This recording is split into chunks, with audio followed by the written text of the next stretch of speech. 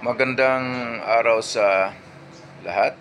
The YouTube channel of the Fraternal Order of Eagles, Limbas Law Corner is back once again to share our knowledge or yung pagbahagi ng aming kaunting kalaman sa larangan ng batas. Brought to you by the Limbas Marangal Eagles Club of the Eastern Rizal Region 2 sa pamamagitan ng inyong lingkod na isa namang abogado at isang propesor sa maraming law school sa ating bansa. Okay, ano naman ang topic? Well, nung nakaraang araw, nagising ako madaling araw, mga alas 2. Sa isang bahay, may grupo. Hindi ko alam kung ilan sila. Medyo malayo naman. Malayo pero dinig na dinig. Grabe. Nagiinuman siguro kasi sigawan. Medyo talagang nakakadisturbo sa tulog ng tao. Pero binaliwala ako yun, hindi ko pinansin. Natulog muli at nagising ako alas 5. Okay, ng madaling araw. Abay, lumala. Kasi isa sa mga kasama nila wala. Tinulungan naman na pinapatigil naman ang kanilang mga kasama. Kasi sobra na, grabe na yung pagwawala, sigaw-sigaw.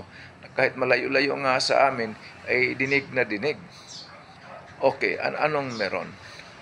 Well, sa ating bansa, maraming magagandang batas na binabali wala ng maraming mamamayang Pilipino. Tulad nito, naalala ko ito sa kapanahonan ng dating Presidente Digong Duterte, di ba? Parang nadisiplina ang lahat na pag inabot ng alas 10 ng gabi, wala na. Alam ko mayroong mga ordinansa dito ang mga city or municipality tungkol dito.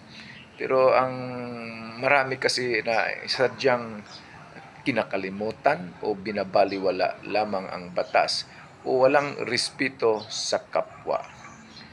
Okay, sa bansang ito, kailangan talaga na dapat naman tayo ay sumunod sa batas para hindi naman makaperwisyo sa ibang tao.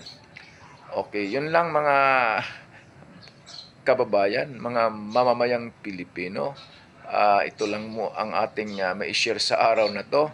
Merong batas na nakalimutan o sinadyang kinakalimutan o binabaliwala lang ng ilang mga mamamayan sa ating bansa. Maraming salamat. Sana nakatulong na naman muli sa itong maliit na bagay itong Limbas Marangal Eagles Club of the Eastern Rizal Region 2.